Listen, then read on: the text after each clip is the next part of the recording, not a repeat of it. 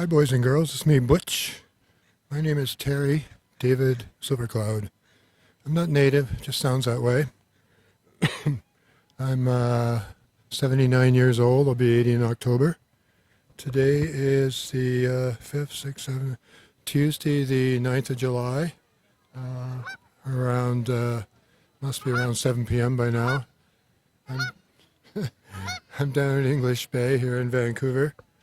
It's hot by Vancouver standards, feeling sweaty. So because I'm getting old, I thought, because I have health issues, I could drop dead at any moment, that I would put my effort into making videos about things in which I have an interest, where I might be able to teach you some things and show you my ideas and perhaps inspire you if you're interested in the same sorts of things. So I'm being kind of Socrates at the beach. So who is Socrates? Socrates was one of the very first Greek. He was into a lot of things, math, philosophy, and stuff. But he was the original Greek thinker when you go back to those sort of Greek types. And, like Aristotle and those guys. I believe Aristotle was a student or a friend of a younger Socrates. Anyhow, Socrates, in the city where he lived, the only people that were allowed to go into the marketplace, the agora, were the people over 18, and he wasn't really liked there. People spent a lot of time there hanging out. But he also apparently hung out at a taverna just outside the agora, where a lot of the younger men hung out, the under 18 guys, where they would drink. And so he spent time there. So he was into younger guys, Butch is too, so he gets that. And that was not at all unusual in Greek culture. It was sort of a rite of passage for the young men to mess around with each other, and it was not unusual for older Greek men to have sexual relationships with younger men. So that was not an issue. That was all kind of normal. But what was wrong was Socrates had the nerve to sort of suggest there were no gods. That's all made up. Pile of crap, bunch of hooey. Socrates' view of reality or the world, he didn't have all the science we have, but he was into thinking that the basic prime numbers and things and shapes, those were the kind of things that we should be looking at, that they would, because they were the rare ones, because they were the most basic ones, that somehow they would give us the clues to reality. But as for the gods, that was all just a bunch of hooey. And Butchie Poo is pretty much of the same opinion. I consider religions to be extraordinarily evil. But people need their gods, so I thought that I would try to do what Socrates couldn't do and work a god into this for you people who need to have a god. You gotta have your god for one reason or another, I don't know why. Butch says he's godless, but for the sake of science, we're going to have to give God a definition and include God in our talks. So, what is God? The Butch definition of God is that the word God, is a metaphor for a definition for the sum of all reality happening all at once, all of the time. In other words, it's simply a definition for the total sum of reality that's always happened, is going on, is always going to be going on, and we're part of it. So technically speaking, you're God, I'm God, we're all God, and the only way God can have the infinite number of experiences that your God would need to have would simply to have that reality. But how is that possible? So this is where I'm going to digress. We gave you a definition of God. God is just a metaphor for the sum of everything all at once, all of the time. And somehow, once upon a time, God was just one big infinite piece of gas, basically, filling the universe forever and ever, without a thought in his little head, his rather large head, as it were, because it would be infinitely large. And for those of you who like Big Bang Theory, this is where Big Bang and God get together. Now let me speak a little bit about Big Bang first. Big Bang is a really horrible theory, and serious scientists mainly use it as a kind of theoretical Big Bang. In other words, in order to try and figure out how everything could be, you have to sort of reverse engineer reality and think, well, how would I make all of this, everything you see out here, from one thing? So, what you got to keep in mind is that one thing has to occupy space. So space is a reality, and space is part of the nature of your God. We'll find a way to measure it somehow, but space just logically must have always existed, because even God couldn't exist without space. So God is space, all of it, every single bit of it. And because we're dealing with one substance, there are no spaces in between. So this one big space is one substance, and it pretty much has to be gaseous, because everything else requires much more complicated structure than a gas might require. Also, gas is just really flexible. It's very convenient. So let's imagine the universe is filled out to like forever with some sort of gas. Hydrogen is always thought to be convenient, but hydrogen's made of stuff, and Butch is into subatomic physics, so even hydrogen is rather gigantic in the subatomic world. So we got to look at things much, much, much, much smaller than hydrogen. So what could that possibly be? So in our modern concept of physics, we have come up with a method of deciding some of that, and the little bits and pieces that are the solid stuff we call quarks, and they have ways of getting together to become the electrons and protons and neutrons. So there's two really basic camps, which I'll mention right now in case I forget, because I wander a lot. There are the bosons, B-O-S-O-N-S, bosons, and they are the energy particles.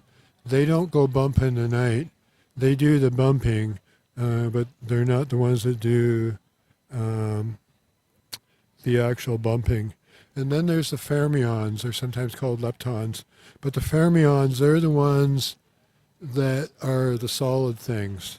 So the universe is divided into solid stuff and energy stuff.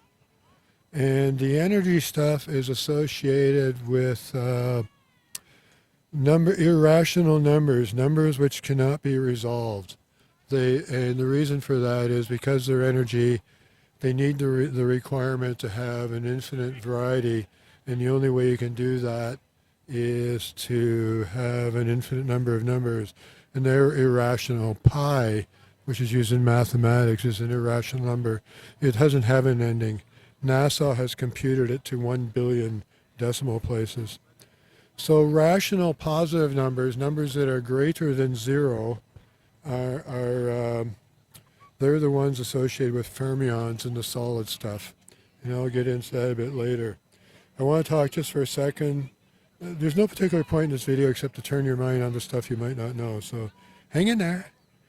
So the number zero is kind of a modern concept, and it's an extraordinarily important. It didn't come into English-speaking culture until 1542, when Robert Recorde wrote the book. Robert Recorde wrote the book on mathematics. Before that time, the Reformation was underway. You wrote a book like that, you just might get burned alive at the stake for heresy. And Robert Recorde introduced Western mathematicians to the concept of the number zero. Mathematicians were somewhat afraid of it. At that time in his book, it was called cipher, Cipher, and it rested between the other numbers and was the cipher between the numbers above zero and below zero. And although it was a number, it had no value, which sort of makes sense and doesn't make sense, and we understand that. So after 1542, the number zero entered mathematics in the West. The Knights Templar had been using it all along because they were the bankers and they had been all over the place. And those numbers, 1, 2, 3, the ones we know, like the words 1, 2, 3, 4, they're all modern. Those came from India. And the Knights Templar knew about them, and they were bankers, and their banknotes were ciphers. They had numbers. You can see where the number zero may have come from. The local people didn't have any idea what was on them. They spoke Latin or whatever the local gibberish was. Mostly they spoke the local gibberish, and if you were educated, you also spoke Latin.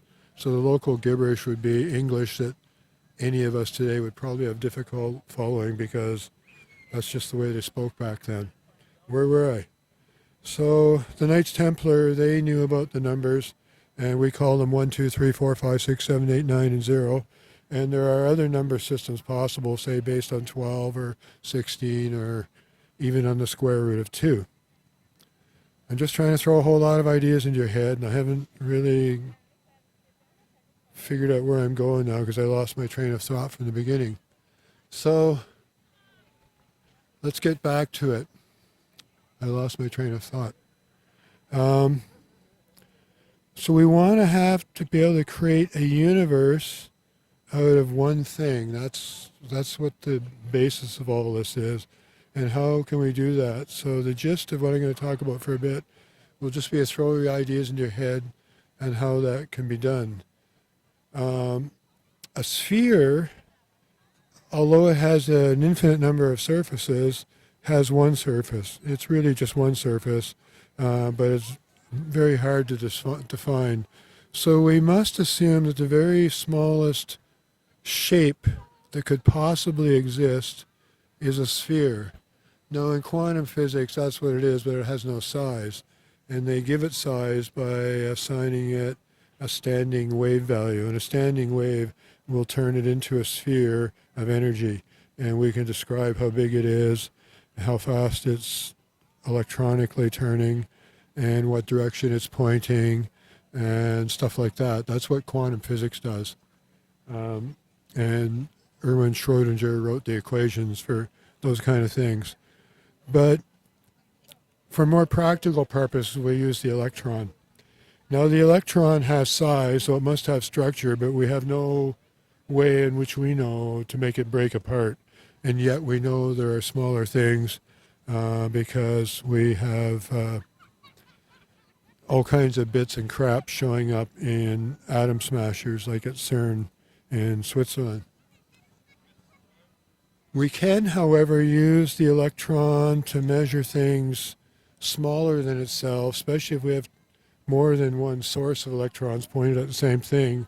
By looking at the shadows, the electrons might make passing in front of something or hitting it, those kind of things. And we can also spin the electron, so technically we can measure fractions of electron. In other words, if we were looking at the shadows and spinning the electron 1,000 times a second, even though the electron is very small, we might, if we had the right type of gear, be able to pick up 1,000th or 1,000th of the circumference of the electron as it was spinning around. And that would be much smaller than the diameter, which might be blocking something. If this microphone head was the electron passing in front of this gap, the gap might be smaller, the gap might be larger, but we can use the spin of the electron to measure stuff too, and we do, and technically we're measuring wavelengths. And that's all very handy because quantum physics, it's all about measuring waves. Where am I going with this? I don't know. See, I lose my train of thought. I have all these things I want to tell you. So much you want to know. So we're trying to turn the universe of one thing into something. So a whole bunch of things you need to know. The best thing, oh yeah, so I told you a sphere. Now the reason for that is if the universe was gas going forever, then it would have individual parts, and we're just going to have to assume those parts are so tiny, I don't know if we'll ever detect them. We'll have to detect them by inference. And we do that already, and it's called the speed of light.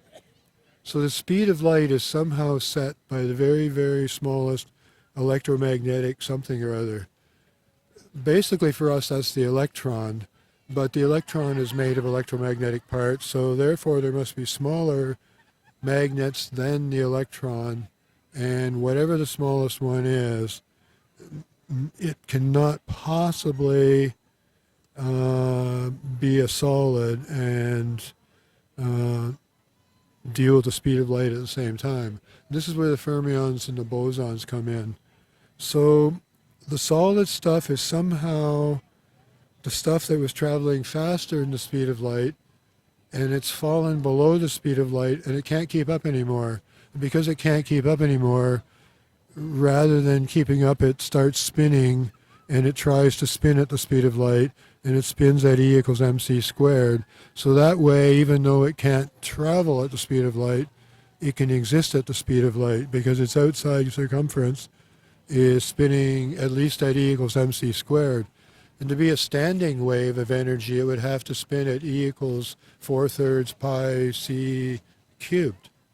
And if it did that, it would appear to be a sphere of energy, and it would have a radius as big as the diameter measured by time. Now, time depends on how big you are.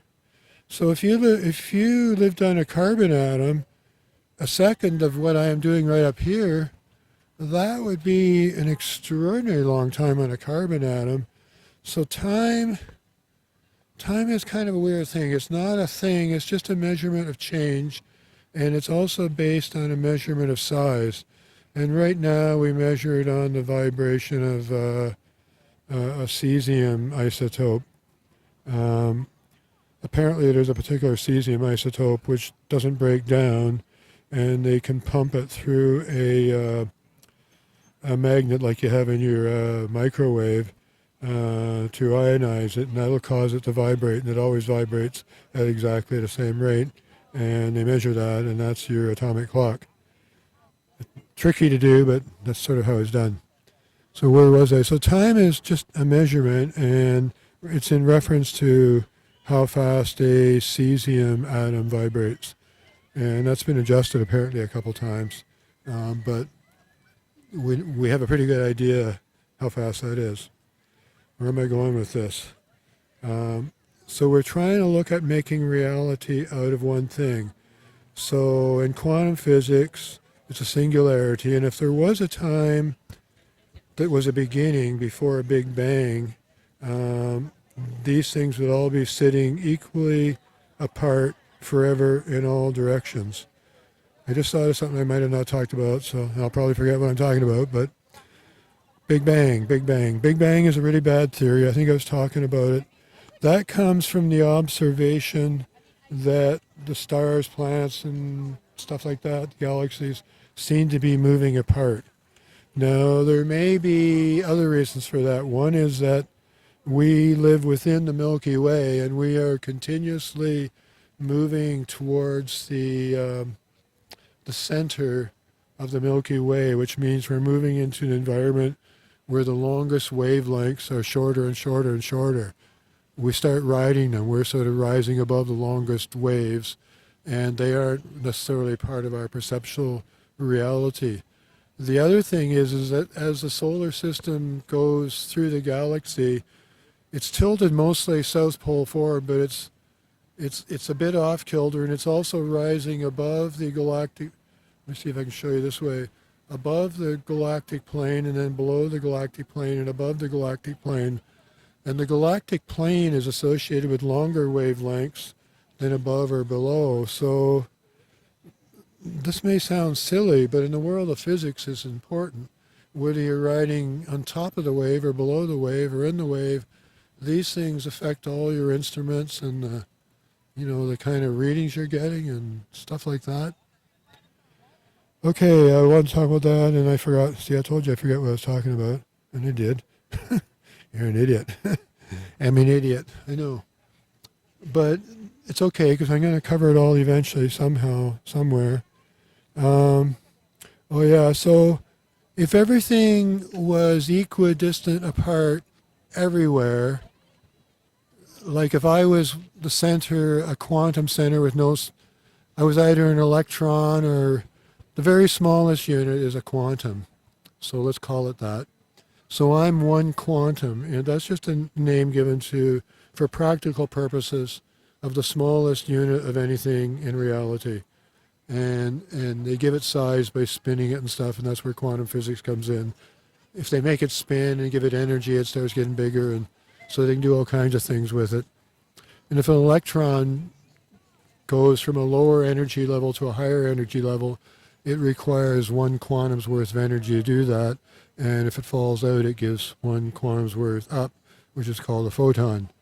Photons are not necessarily that one. A photon is an energy unit, but a photon can have, we usually associate them with light, and that's where it may get tricky talking about it, defining as one unit, but in this case it's going to be one quantum's worth of energy. If it was red light, it would have a whole bunch of quantum's worth of energy, because it would have a quantum, there'd be a big red wave, and it'd be made up of a whole bunch of quanta. Did you get that?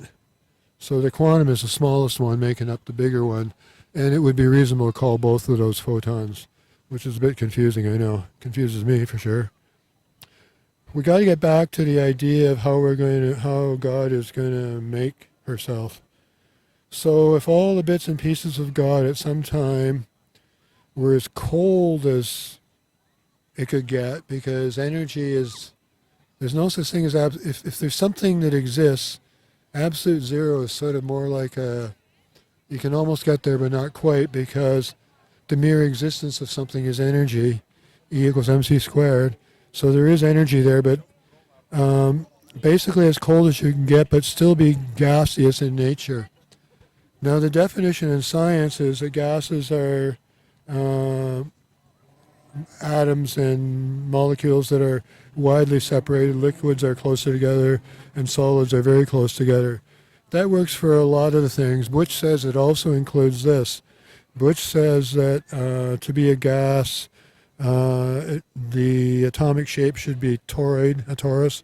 It should have a hole, at least one hole, at least a third the diameter or a third of the diameter. And to be a liquid, it should be a spheroid. And to be a solid, it should have pointy points, and to have sides, just like in a Hoberman sphere. You can see this would be a solid because there's lots of flat edges and stuff. There's lots of pointy point things. And then as the solid starts to heat up and expand, it starts to develop holes, and it turns into a liquid. And eventually, if the holes were very larger than 1/3 of the diameter, it would definitely be gaseous. This would be somewhere in between. So that allows for all kinds of in-between things. Also, if you flatten a sphere or flatten anything, it'll behave a lot like a very sharp solid, very strong solid, because everything's really squished out flat in a pancake. Enough of that word. How'd I go with that? When we're talking theories, like, you never know what's real for sure. In Einstein, they say like space-time is being proved because light bends towards the sun. Well, of course it does. We don't need Einstein for that. So the reason for that is it's known in wave mechanics that it's known in wave mechanics. What was I just talking about? Sorry. No, I forgot what I was talking about. So I completely forgot what I was talking. We're being filmed. I'm filming myself. What was I talking about? Wave mechanics, sun. Sorry, folks. I forgot what I was talking about. Oh crap. Well, that's a bummer. My mind's a blank. I'm so sorry. Sorry, my mind just went totally blank. A whole bunch of people stopped to take pictures of me there too. Gee. Wish I could think what I was talking about. Okay, well, let's just get back to the original subject. I'll probably remember what it is I forgot there. I got so distracted. These point sources are all spheroids, and because this video has already gotten really long, I'm just going to push really, really along and throw some of the last ideas, and I'll just repeat this video in various forms, talking about this kind of stuff over the summer. This will be Socrates at the Beach 1 or something. If we got down to the elemental units of reality, of stuff that fell in and out at the speed of light, they probably would form little sticks which could rotate, and they'd be inclined to want to, because they're rotating and they're rotating energy, they would be inclined to want to form these things. Oh, I know what it was I wanted to tell you about before I got on. I think it was where I was going before I lost my track there. Things you really need to know about is if everything was equidistant apart forever, they would all be point sources and the universe would be cubic. And cubes don't slide together very well back to each. But remember, the cube is just a concept in your head to cube up the universe. It's not a real concept. But each point would own at least one cube's worth of reality, and it's always fighting for its own space, which is where energy comes from. I think that's where I was going before, because every quantum is fighting for its own space. But you should think that you can easily have a sphere and a cube with the same volume. That's not that big a deal. We know the math. So imagine that each cube is really just a very rubbery sphere that has shaped itself into a cube shape. Now that's going to cause issues because each little block is going to have another block beside it, in front and behind, above and below. And if a group of them start doing the same thing at the same time, vertically or sideways, tiny little fissures are going to occur in the oneness at extremely small levels, like so small we wouldn't be able to detect them, they're just too small. But these things are all fighting for space, and if it's in a cube, if it's a sphere that's inside a cube, or vice versa, the corners are not going to have exactly the same amount of pressures as everywhere else, and you're going to end up with shapes that take form somewhere along like this, and when you turn it sideways you can easily see it looks pyramidal.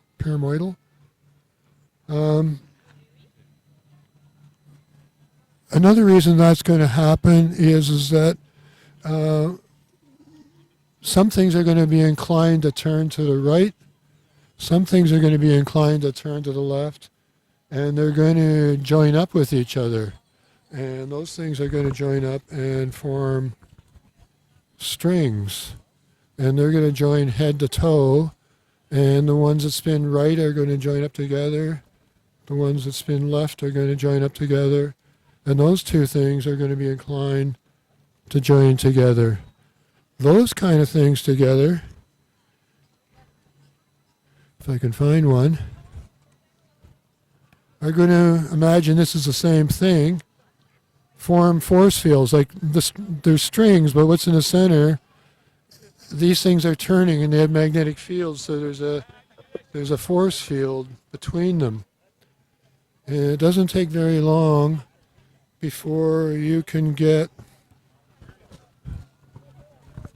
your cube shape. Remember the cube? And cubes can be flexible, and one of the ways they can be flexible is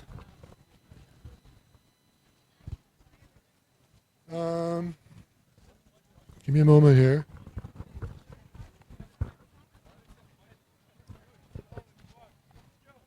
Do you remember how the cube could tilt? Well, this if you tilt just the right amount, you get a rhomboid cube, which all the sides are equal. And if you drew a straight line down here and one up there, that side would equal this side. So the volume is exactly the same as the cube. That's kind of interesting, because if you were to take that off and just put it down there, the volume is still the same as the cube, isn't it? And this is a special type of prism. Also, if you went and rotated the bottom, you have what's called Johnson solid J26, the gyro bifastigium. And these things can break apart. They don't want to. Butch says this is what helium is. The core of helium, this is what Butch says helium is. That's my story. But that's for another day. Where am I going with this?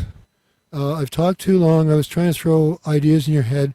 Oh, the other thing is that when things start to spin, they must create poles. Now, if the energy had to be ball-shaped and it spins, there's a thing called hairy ball theory, which means if you put a comb to a furry ball that's turning, you'll get those tufts at the top and the bottom. Those are the poles, and those are areas of low or no energy. All of this causes the universe to be unstable, and what causes it to just literally do the Big Bang, which it never did, but it would, because it wouldn't be possible to remain stable.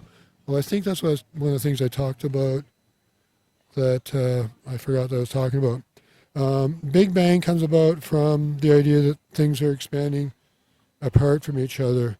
And if I didn't mention before, I'll say it's because we're moving closer to the center of the Milky Way. And I've gone on and on and on.